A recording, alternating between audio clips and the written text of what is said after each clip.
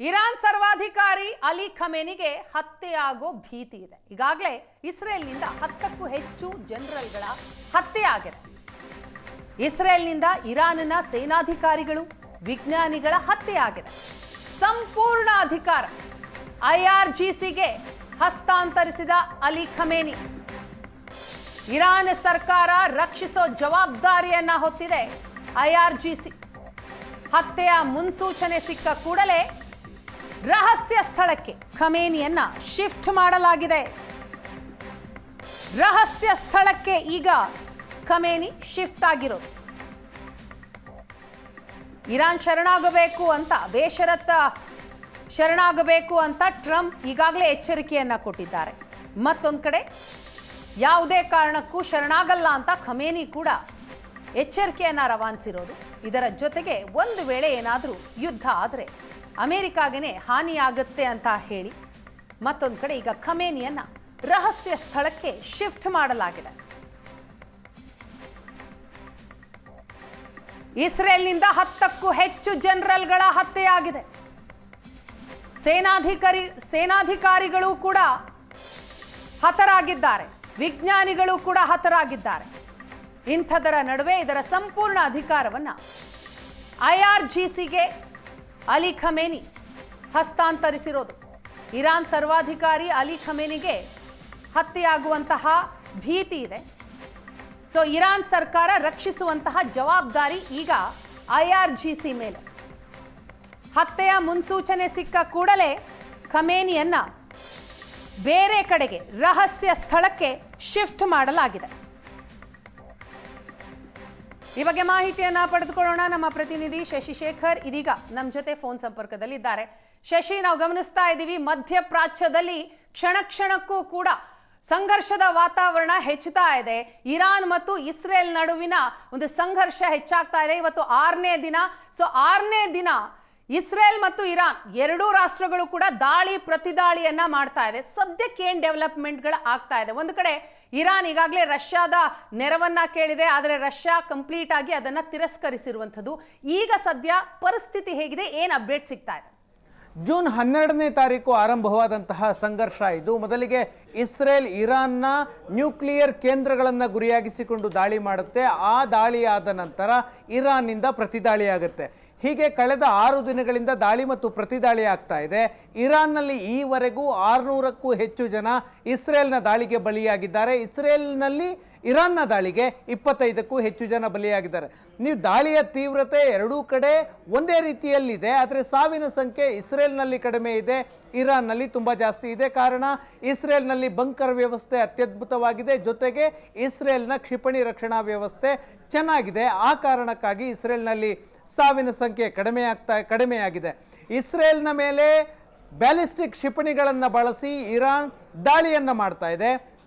Israel ಒಂದು ಅಂದಾಜನ್ನು ಮಾಡಿದೆ.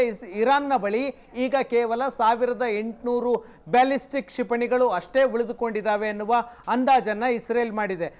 ಹೆಚ್ಚಿನ ಶಸ್ತ್ರಾಸ್ತ್ರಗಳನ್ನು ಪೂರೈಕೆ ಮಾಡಿ ಅಂತ ಇರಾನ್ನ ಸರ್ಕಾರ ರಷ್ಯಾಗೆ ಮನವಿ ಮಾಡಿದೆ. ಇರಾನ್ ಮತ್ತು ರಷ್ಯಾದ ಮಧ್ಯೆ ಸಂಬಂಧ ಚೆನ್ನಾಗಿದೆ.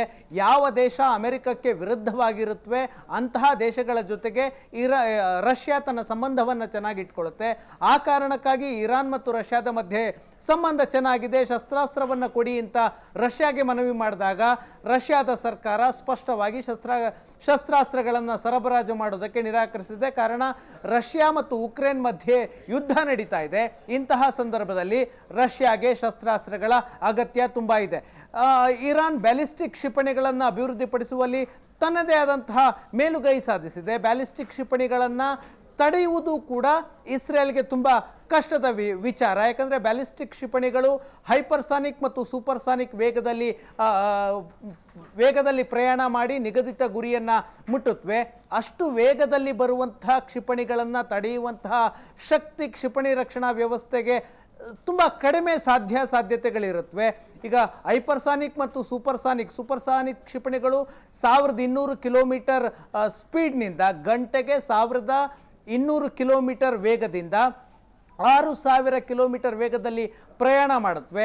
ಹೈಪರ್ಸಾನಿಕ್ ಕ್ಷಿಪಣಿಗಳು 6200 ಕಿಲೋಮೀಟರ್ ಗಂಟೆಗೆ ಸಾಗಿ ದಾಳಿಯನ್ನು ಮಾಡುತ್ತವೆ. ಇಷ್ಟು ವೇಗದಲ್ಲಿ ಬರುವಂತಹ ಕ್ಷಿಪಣಿಗಳನ್ನು ದಾಳಿಯನ್ನು ತಡೆಯೋದು ಕಷ್ಟ ಆಗುತ್ತೆ. ಆ ಕಾರಣದಿಂದಾಗಿ ಇಸ್ರೇಲ್ನ ಐರನ್ ಡೋಮ್ ವ್ಯವಸ್ಥೆ ಏನಿತ್ತು, ಕ್ಷಿಪಣಿ ರಕ್ಷಣಾ ವ್ಯವಸ್ಥೆ, ಆ ವ್ಯವಸ್ಥೆಯನ್ನು ಭೇದಿಸುವಲ್ಲಿ ಇರಾನ್ ಸಕ್ಸಸ್ಫುಲ್ ಆಗಿದೆ. ಆದರೆ ಇರಾನ್ನ ಬಳಿ ಇರುವಂತಹ ಶಸ್ತ್ರಾಸ್ತ್ರಗಳು ಖಾಲಿಯಾಗ್ತಾ ಇದ್ದಾವೆ. ಇಂತಹ ಸಂದರ್ಭದಲ್ಲಿ ಇರಾನ್ ಮತ್ತು ಇಸ್ರೇಲ್ ಮಧ್ಯದ ಈ ಸಂಘರ್ಷದಲ್ಲಿ ಅಮೆರಿಕ ಎಂಟ್ರಿ ಆಗುವಂತಹ ಸಾಧ್ಯತೆ ಇದೆ. ಈ ಇಡೀ ಯುದ್ಧ ಶುರುವಾಗಿದ್ದೇ ಇರಾನ್ ಅಣ್ವಸ್ತ್ರವನ್ನು ಅಭಿವೃದ್ಧಿ ಮಾಡ್ತಾ ಇದೆ. ಅದು ಫೈನಲ್ ಹಂತದಲ್ಲಿದೆ. 60% ಯುರೇನಿಯಮನ್ನು ಎನ್ರಿಚ್ ಮಾಡುವಂತಹ ಕೆಲಸದಲ್ಲಿ ಸಕ್ಸಸ್ ಆಗಿತ್ತು ಇರಾನ್. ಆ ಎನ್ರಿಚ್ಮೆಂಟ್ 90% ಮುಟ್ಟಿದ್ರೆ ಅಣ್ವಸ್ತ್ರಕ್ಕೆ ಅಗತ್ಯವಾದಂತಹ ಯುರೇನಿಯಂ ಸಂಸ್ಕರಣೆ ಸಾಧ್ಯವಾಗ್ತಿತ್ತು. ಆ ಹಂತ ಮುಟ್ಟಬಾರದು. ಇರಾನ್ ಯಾವುದೇ ಕಾರಣಕ್ಕೂ ಅಣ್ವಸ್ತ್ರವನ್ನು ಹೊಂದಬಾರದು ಅನ್ನೋದು ಇಸ್ರೇಲ್ನ ಉದ್ದೇಶ. ಅದೇ ಉದ್ದೇಶ ಅಮೆರಿಕಕ್ಕೂ ಇದೆ. ಅಮೆರಿಕದ ಅಧ್ಯಕ್ಷ ಡೊನಾಲ್ಡ್ ಟ್ರಂಪ್ ಮೊದಲಿಂದನೇ ಹೇಳ್ತಾ ಇದ್ದಾರೆ, ಯಾವುದೇ ಕಾರಣಕ್ಕೂ ಇರಾನ್ ಅಣುಬಾಂಬನ್ನು ಹೊಂದಬಾರದು. ಆ ಕಾರಣಕ್ಕಾಗಿ ಮೊದಲಿಗೆ ಅಮೆರಿಕ ಇಸ್ರೇಲ್ ಮತ್ತು ಇರಾನ್ ಸಂಘರ್ಷದಲ್ಲಿ ನನ್ನ ಪಾತ್ರ ಏನೂ ಇಲ್ಲ ಅಂತ ಹೇಳಿದ್ರು. ಡೊನಾಲ್ಡ್ ಟ್ರಂಪ್ ಖುದ್ದಾಗಿ ಟ್ವೀಟ್ ಮಾಡಿದ್ರು. ಈಗ ಡೊನಾಲ್ಡ್ ಟ್ರಂಪ್ ಅವರೇ ಹೇಳ್ತಾ ಇದ್ದಾರೆ, ಇಸ್ರೇಲ್ನ ವಾಯು ಪ್ರದೇಶದಲ್ಲಿ ನಾವು ಸುಪ್ರಿಮೆಸಿ ಸಾಧಿಸಿದ್ದೀವಿ, ನಾವು ಮೇಲ್ಗೈ ಸಾಧಿಸಿದ್ದೀವಿ ಅಂತ ಹೇಳ್ತಾ ಇದ್ದಾರೆ. ಜೊತೆಗೆ ತೆಹರಾನ್ ಅನ್ನು ಕೂಡಲೇ ಖಾಲಿ ಮಾಡಬೇಕು ಅಂತ.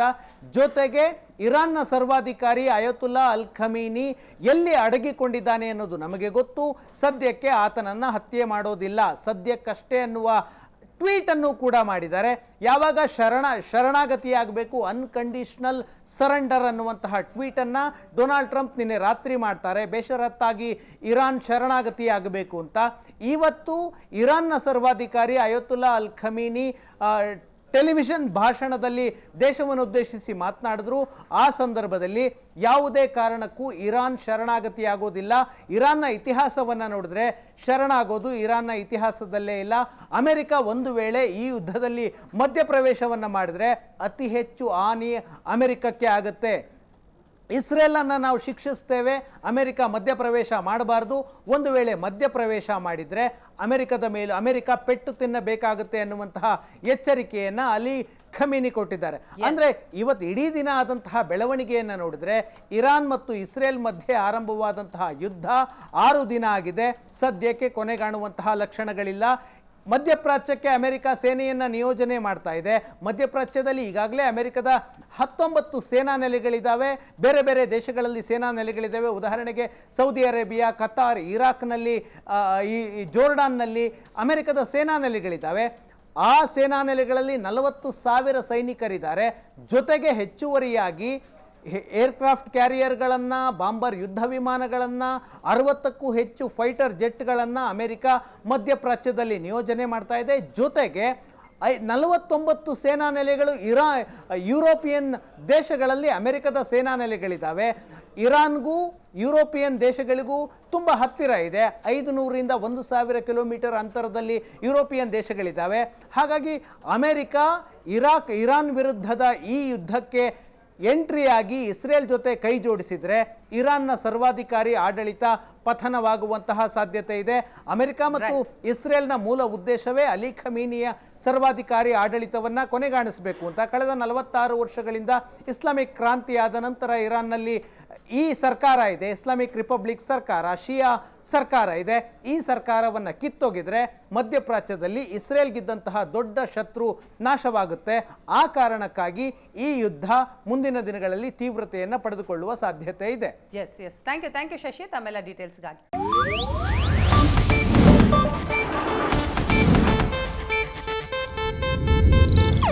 ಇದು ಏಷ್ಯಾನೆಟ್ ನ್ಯೂಸ್ ನೆಟ್ವರ್ಕ್ ಪ್ರಸ್ತುತಿ.